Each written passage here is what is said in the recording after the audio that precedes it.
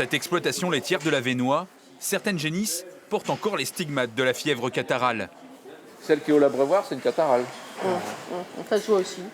Elles sont plus chétives, elles ont... De toute façon, elles n'ont pas de développement.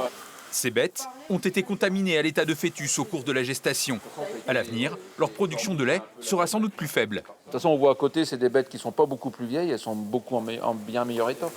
À cause de la fièvre catarrhale, cet élevage bio a vu sa production laitière chuter de 30%.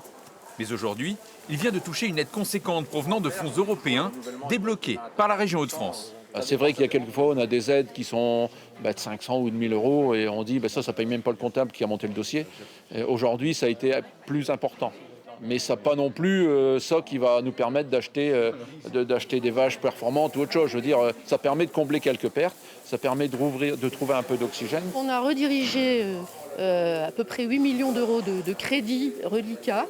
En respectant la réglementation qui imposait 30% de pertes et de le prouver pour pouvoir aider 343 élevages des Hauts-de-France. On ne voulait pas que ce soit compliqué non plus.